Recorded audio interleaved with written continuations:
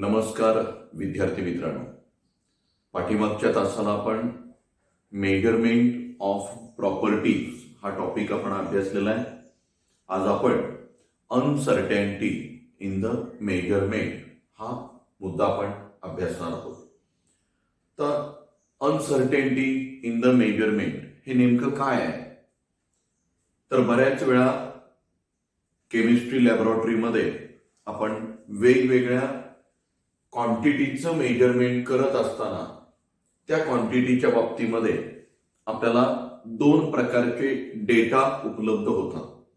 एक जो डेटा असेल त्याला आपण एक्सपेरिमेंटल डेटा असं म्हणणार आहे आणि दुसरा जो असेल तो थेरॉटिकल डेटा.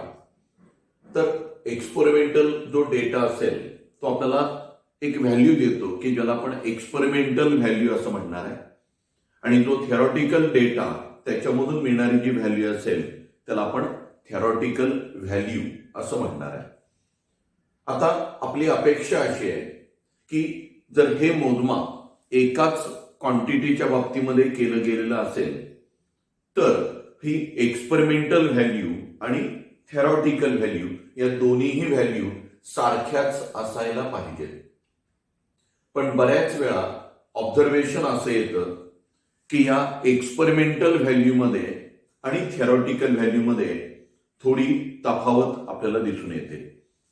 काही डिफरन्स आपल्याला त्या ठिकाणी मिळतो आणि हा जो डिफरन्स आहे तो म्हणजे आपल्या मेजरमेंट मधला error. So that is the error in measurement. आता या मेजरमेंटमध्ये जर आपण थोडंसं व्यवस्थित बघितलं तर दिसून येईल की त्या व्हॅल्यूमध्ये काही डिजिट आहेत ते सर्टन आहेत, ठरलेले आहेत, आणि काही डिजिट आहेत ते मात्र अनसर्टन आहेत, ते निश्चित अशा स्वरूपाचे नाहीत. आणि असे अनिश्चित जे डिजिट्स आहेत त्या मेजरमेंट मधले त्यालाच आपण अनसर्टेनिटी इन द मेजरमेंट असं आपण या ठिकाणी म्हणणार आहे. आता ही जी अनसर्टेनिटी आहे ती जर कमी करायची असेल आणि आपला रिझल्ट ॲक्युरेट प्राप्त करायचा असेल तर आपल्याला काही महत्वाच्या मार्गांचा आपल्याला अवलंब करावा लागेल. ते जे काही मार्ग आहेत त्यापैकी पहिला मार्ग असेल first way to represent the data realistically and accurately with certain और विथ सर्टेनिटी. कोणते ते तीन मार्ग आहेत? तर पहिला मार्ग आहे सायंटिफिक नोटेशन, दुसरा जो आहे तो सिग्निफिकंट फिगर्स आणि तिसरा जो आहे तो डायमेन्शनल अनालिसिस. तर लक्षात घ्या, to represent the data in realistic accurate with certainty we have three ways. First one is that scientific notation, second one is that significant figures, and third is that dimensional analysis. या आजच्या मुद्द्यामध्ये किंवा आजच्या पाठामध्ये आपण या तिन्ही मुद्द्यांचा आपण अभ्यास करणार आहे. पैकी पहिला सायंटिफिक नोटेशन.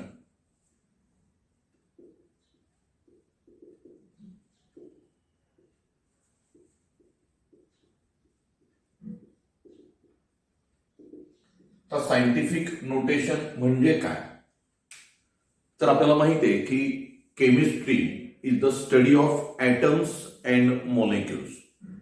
रसायनशास्त्रामध्ये अणूंचा आणि रेणूंचा अभ्यास केला जातो आणि अतिशय कमी अमाऊंटमध्ये घेतलेल्या पदार्थामध्ये असंख्य अणू असतात, असंख्य रेणू असतात आणि त्यातल्या अणूचा किंवा रेणूचं जर आपण मास विचारामध्ये घेतलं तर हे मास एक्स्ट्रीमली स्मॉल असतं. आता या ज्या काही व्हॅल्यू आपल्याला मिळत आहेत मग ती कणांची संख्या असेल किंवा त्या कणांचं मास असेल, याच्या बाबतीमध्ये काही मॅथमॅटिकल ऑपरेशन जर आपण करत असू, काही गणिती प्रक्रिया करत असू तर या गणिती प्रक्रिया या मोठ्या आकड्यांमुळं किंवा अतिशय लहान आकड्यांच्या बाबतीमध्ये ही गणिती प्रक्रिया करणं थोडंसं डिफिकल्ट जातं, थोडंसं त्रासाचं असतं. त्याच्यामध्ये कॅल्क्युलेशन जे काही आहे ते सहजासहजी आपल्याला करता येत नाही. मग हे कॅल्क्युलेशन सहज करता यावं आणि त्याच्यामध्ये जास्तीत जास्त ॲक्युरेसी यावी याच्यासाठी हे सायंटिफिक नोटेशन. आता सायंटिफिक नोटेशन म्हणजे नेमकं काय? तर जी काही तुम्हाला व्हॅल्यू मिळालेली आहे ती व्हॅल्यू एका विशिष्ट फॉर्म मध्ये द्यायची. So value is represented in form that is n into 10 raised to n. तर जी काही आपल्याला व्हॅल्यू मिळेल ती व्हॅल्यू या फॉर्मॅटमध्ये आपल्याला रिप्रेझेंट करायची. आता ह्याच्यामध्ये हा जो काही कॅपिटल एन आहे तो काय सांगतो? That capital N is the number. हा एक संख्या आहे आणि या संख्येची किंमत किती असेल? That is an is the number which between 1.000 to 9.999 हा जो काही एन असेल त्याची किंमत 1.000 ते 9.999 या दरम्यान असेल. आणि जो स्मॉल एन आपण दाखवलाय की ज्याला आपण एक्सपोनंट किंवा पॉवर असं म्हणणार आहे, त्याची किंमत त्या ठिकाणी असेल, तो एक्सपोनंट किंवा पॉवर असेल. मग तो एक्सपोनंट पॉझिटिव्ह असू शकतो किंवा निगेटिव्हही असू शकतो. तर आपल्याला दिलेली जी काही व्हॅल्यू आहे ती व्हॅल्यू या फॉर्मॅटमध्ये रिप्रेझेंटेशन करणं याला म्हटलं जातं सायंटिफिक नोटेशन. आपण एक उदाहरण या ठिकाणी घेऊ. समजून चला, एखाद्या एक्सपेरिमेंट मधून मला मिळणारी जी व्हॅल्यू असेल ती व्हॅल्यू 242.345 इतके 242.345 ही व्हॅल्यू मला रिझल्ट म्हणून त्या ठिकाणी मिळाले. आता या व्हॅल्यूचं सायंटिफिक नोटेशन कसं करायचं? तर आपल्याला ही व्हॅल्यू या फॉर्मॅटमध्ये लिहायची. म्हणजे कशी लिहायची? तर 2.42345 इंटू 10 रेज टू.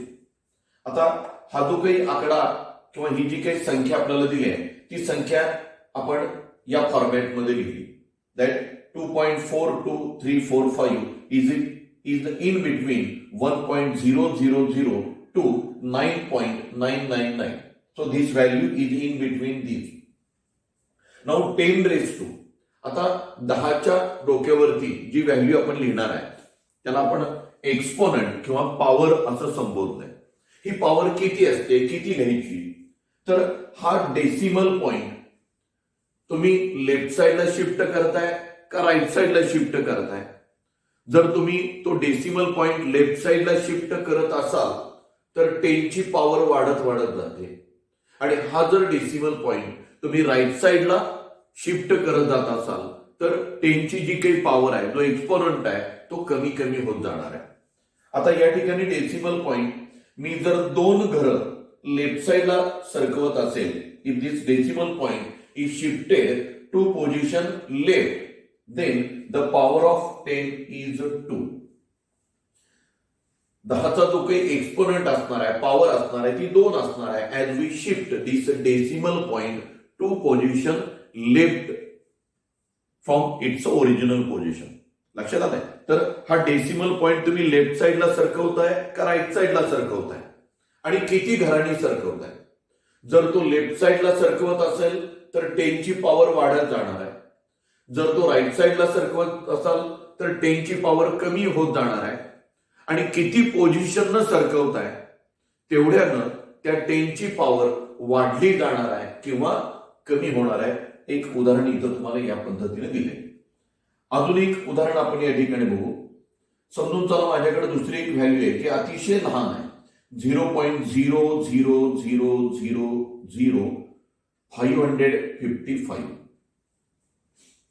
तर ही एक व्हॅल्यू आहे. या व्हॅल्यूचं मला सायंटिफिक नोटेशन द्यायचं आहे. कसं द्यायचं आहे? तर ठरल्याप्रमाणे आपल्याला काय करावं लागेल, what we have to do. तर पहिल्यांदा ही जी काही व्हॅल्यू आहे 555 त्याचं या फॉर्मॅटिंग मध्ये आपल्याला रूपांतर करून घ्यावं लागेल. सो 5.55 इंटू 10 या पद्धतीने. आता हा जो डेसिमल पॉइंटर तो इथे आहे, आपल्याला तो शिफ्ट करायचा आहे. कोणत्या बाजूला शिफ्ट करावं लागणार आहे? तर राईट साईडला शिफ्ट करावं लागणार आहे. किती घरं शिफ्ट करावं लागणार आहे? तर 1 2 3 4 5 आणि 6. लक्षात घ्या, 6 पोझिशन आपण राईट साईडला शिफ्ट करतोय. So power of 10 is -6. So this way. So any result obtained from the experiment or any result for the measurement of the quantity can be represented in this format. या फॉर्मॅटमध्ये तुम्हाला represent करायचं आहे. 2 उदाहरणं तुमच्या समोर दिलेली आहेत. आता या फॉर्मॅटमध्ये रिप्रेझेंट करण्याची गरज काय? तर जस्ट याच्या अगोदर आपण डिस्कस केलंय की रसायनशास्त्रामध्ये अणूंचा आणि रेणूंचा अभ्यास केला जातो. अतिशय सूक्ष्म किंवा अतिशय कमी प्रमाणामध्ये घेतलेल्या पदार्थामध्ये असंख्य अणूंची किंवा रेणूंची संख्या असते की जी संख्या आपल्याला त्या ठिकाणी लिहिता येत नाही किंवा खूप ती मोठी असते. शिवाय या अणूंचं आणि रेणूंचं त्यांचा असणारा आकार म्हणा किंवा त्यांचं असणारं वस्तुमान हे अतिशय लहान असतं आणि ते अतिशय सूक्ष्म असणारं जे वस्तुमान असेल, जे आकारमान असेल किंवा त्याची साईज असेल ते रिप्रेझेंट करणं थोडंसं त्रासाचं ठरतं. आणि हे लिहिणं तर, हे संख्या लिहिणं तर त्रासाचं आहेच. शिवाय या संख्येची आपल्याला बेरीज करायची असेल, वजाबाकी करायची असेल, गुणाकार करायचा असेल, भागाकार करायचा असेल, म्हणजेच मॅथमॅटिकल ऑपरेशन्स करायचे झाले तर हे थोडंसं त्रासाचं ठरतं. मग अशा वेळी हे जे काही आपल्याला डेटा मिळणार आहे, या डेटाचं रूपांतर आपण या सायंटिफिक नोटेशन मध्ये करता येईल. आणि जर तो मिळालेला डेटा आपण जर सायंटिफिक नोटेशन मध्ये कन्व्हर्ट केला तर त्याची बेरीज आणि वजाबाकी किंवा गुणाकार आणि भागाकार हा सोपा होईल. एवढंच नाही तर त्याच्यामध्ये जास्तीत जास्त ॲक्युरेसी सुद्धा त्या ठिकाणी येईल. So result obtained will be accurate one. अगदी एक उदाहरण आपण या ठिकाणी घेऊ. For example, if you take 2 gram of hydrogen, आपण जर 2 ग्रॅमचा हायड्रोजन घेतला तर या 2 ग्रॅमच्या हायड्रोजन मध्ये हायड्रोजनच्या रेणूंची संख्या किती असेल? How many molecules present in 2 gram of hydrogen. आता 2 ग्रॅमचा हायड्रोजन म्हणजे 1 मोल इतका झाला. आणि आपण अभ्यासलेला आहे 1 मोल इतका जर आपण हायड्रोजन घेतला असेल तर त्याच्यामध्ये असणाऱ्या रेणूंची संख्या ही 6 0 2 2 1 2 3 4 5 6 7 8 9 10 11 12 13 14 15 16 17 18 19 20. म्हणजे एवढा मोठा आकडा, एवढी मोठी संख्या आपल्याला या ठिकाणी मिळणार आहे. म्हणजे 2 ग्रॅमचा जर आपण हायड्रोजन घेतला असेल तर एवढ्या संख्येचे मोलेक्युल्स हे हायड्रोजनचे असतील, मोलेक्युल्स ऑफ हायड्रोजन. मग ही संख्या आपल्याला जर गणिती ऑपरेशन मध्ये, गणिती प्रक्रियेमध्ये जर वापरायची झाली तर क्लिष्ट आहे, बरोबर आहे. मग याच संख्येचं आपण सायंटिफिक नोटेशन कसं करता येईल? तर आता आपण सांगितल्या पद्धतीनं it is written in the scientific notation, that is in the form of n into 10⁻n. कसं लिहिता येईल? तर 6.022 इंटू 10⁻10 ची पॉवर. आता आपल्याला जो डेसिमल पॉइंट आहे तो कुठं शिफ्ट करायचा आहे, तर लेफ्ट साइडला शिफ्ट करायचा आहे. सध्या डेसिमल पॉइंट कुठं आहे, तर इथं आहे. इथून तो आपल्याला लेफ्ट साइडला शिफ्ट करत जायचा आहे. किती घरं शिफ्ट करायचे ते बघूया. 1 2 3 4 5 6 7 8 9 10 11 12 13 14 15 16 17 18 19 20 21 22 आणि 23. So 10 raised to 23.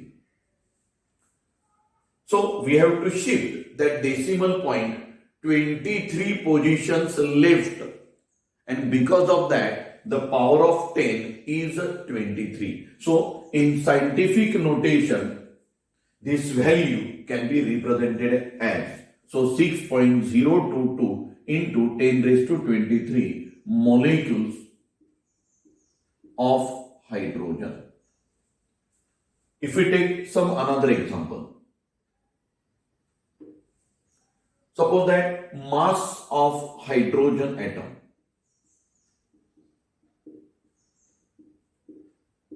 mass of hydrogen atom in gram, हायड्रोजनच्या अणूचं वस्तुमान आपल्याला जर ग्रॅम मध्ये द्यायचं झालं तर ती जी संख्या मिळणार आहे, तो जो आपल्याला रिझल्ट मिळणार आहे, ती व्हॅल्यू या पद्धतीनं असेल. 0.1 2 3 4 5 6 7 8 9 10 11 12 13 14 15 16 17 18 19 20 21 22 23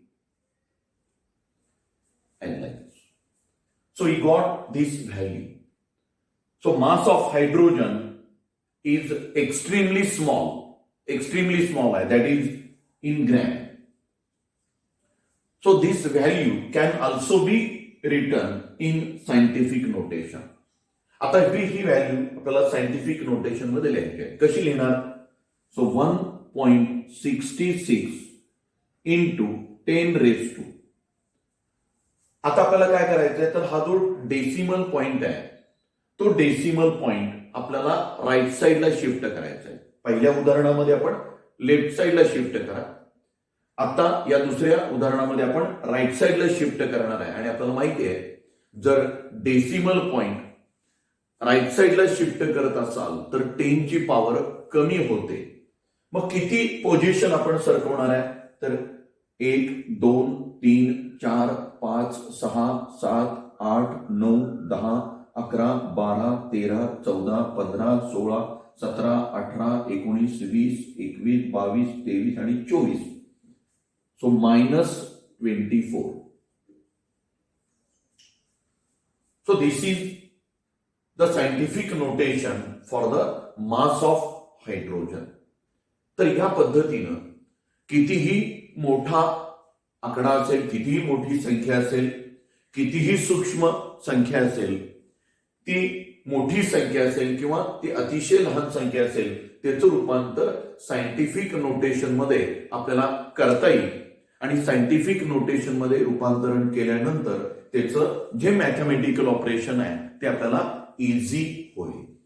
आता आपल्याला पुढचा मुद्दा बघायचा आहे की या सायंटिफिक नोटेशनची addition, subtraction, multiplication and division कशा पद्धतीनं करता येईल. So first of all addition and subtraction of this scientific notation. पहिला मुद्दा आपण या ठिकाणी घेणार आहे ऍडिशन अँड सबस्ट्रॅक्शन.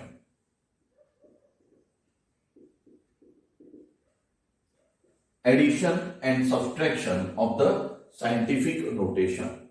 तर सायंटिफिक नोटेशनची ऍडिशन करत असाल किंवा सबस्ट्रॅक्शन करत असाल तर काय करायचं आहे, तर first of all you have to equalize the power of 10. जी काही आपल्याकडे सायंटिफिक नोटेशन असेल त्या सायंटिफिक नोटेशन मध्ये 10 ची जी पॉवर असणार आहे, जो एक्सपोनंट असणार आहे, तो पहिल्यांदा इक्वलाइज करा, एकसारखा करा, की जेणेकरून आपण ती जी 10 ची पॉवर आपल्याला जे काही मिळेल त्याचा आपण कॉमन फॅक्टर त्या ठिकाणी वापरू, तो कॉमन त्या ठिकाणी करू.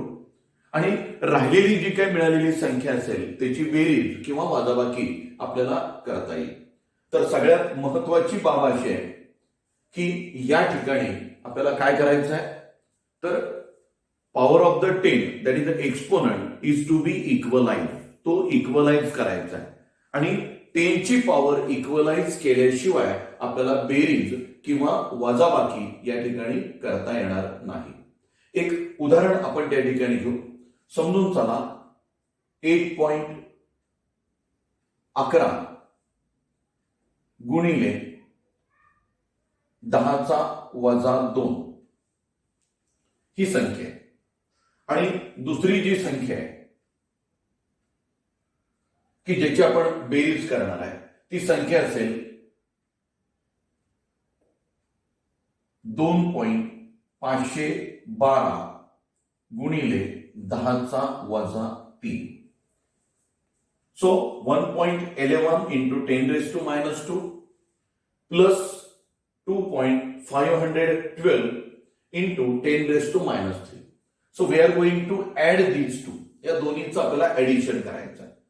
First of all you have to equalize this power of 10. जे काही पॉवर ऑफ 10 आहे ती इक्वलाइज करायची आहे. इथं पॉवर आहे -2 आणि इथं पॉवर आहे -3. एकतर तुम्ही या -2 ची -3 करा किंवा इथं जे काही -3 आहे त्याचं रूपांतर -2 मध्ये करा. 1.11 into 10⁻². समजा आपण ही 10⁻² ची पॉवर आहे ती बदलली म्हणजे काय करायची आहे, तर 10⁻² इतकी आपल्याला करायची आहे. याचाच अर्थ ही 10⁻³ टू 10⁻² करणार आहे. याचा अर्थ पॉवर 1 नी वाढवणार आहे. आणि जर पॉवर वाढवायची असेल तर हा डेसिमल पॉइंट एक पोझिशन आपल्याला लेफ्ट साइडला सरकवावं लागेल. तर या पद्धतीने आपण ती किंमत लिहिणार आहे 0.2512 into 10⁻². So you make simple addition of these two coefficients and this 10⁻² is common. So 10⁻² into 1.11 plus 0.2512. We got the answer, that is 1.3612 into 10⁻². That is the answer. Now same as to that of addition, you may bring out the subtraction. Subtraction करत असताना सुद्धा आपल्याला हीच step follow करायची आहे की 10⁻² ची जी power आहे ती पॉवर पहिल्यांदा इक्वलाइज करायची आहे. हे जे दोन कोइफिशियंट आहेत त्या दोन कोइफिशियंटची वजाबाकी करा. कोइफिशियंटची वजाबाकी केल्यानं करत असताना जी संख्या मोठी आहे त्याच्यातून लहान संख्या वजा करा आणि मोठ्या संख्येचं चिन्ह द्या. तर या पद्धतीनं आपण ज्या पद्धतीनं बेरीज घडवून आणली त्याच पद्धतीनं आपल्याला वजाबाकीही करता येईल. So that's all about addition and subtraction of scientific notation. Now next is that multiplication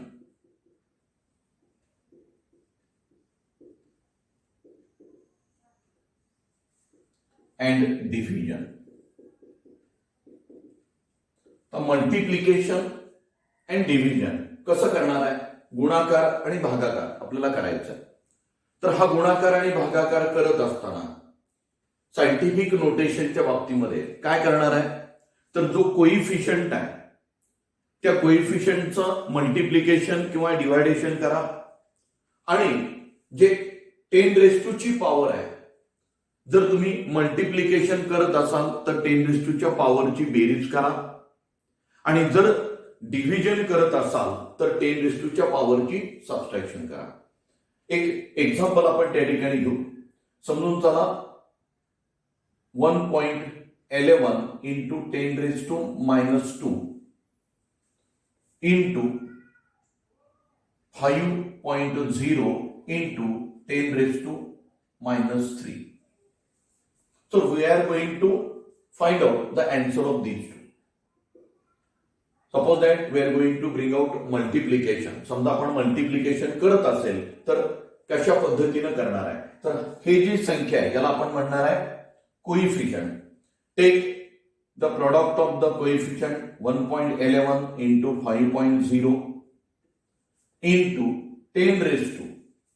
As we bring out the multiplication, 10 raised to -2 plus -3. So we can write the answer 5.55 into 10 raised to -1. So that is the answer of this calculation. तर या पद्धतीनं जर तुम्ही multiplication करत असाल तर कोइफिशियंटचं product घ्या आणि 10 raised to ची जी पॉवर असेल, जे एक्सपोनंट असतील त्यांची बेरीज करा. जर समजा you are going to divide, तुम्ही जर डिव्हिजन घेत असाल तर या दोन कोइफिशियंटचं डिव्हिजन घ्या आणि त्यांचे जे काही एक्सपोनंट असतील त्यांचं सबस्ट्रॅक्शन घ्या. So you have to divide these two. या दोघांचं डिव्हिजन घ्या आणि जे काही डिव्हिजन येईल ती डिव्हिजन इथं घ्या. Suppose that approximately it is 0.2, approximately 0.2 into 10 raised to काय येणार आहे, 10 raised to that is 1. 10 raised to 1 that is nothing but the 2. या पद्धतीने आपल्याला मिळेल. that is -2 minus of -3 that is +3. so we got +1. so 0.2 into 10 raised to 1 so that is equal to 2. आपल्याला जी काही मिळणारी किंमत असेल ती 2 या पद्धतीने असेल approximately. So that's all about these scientific notations.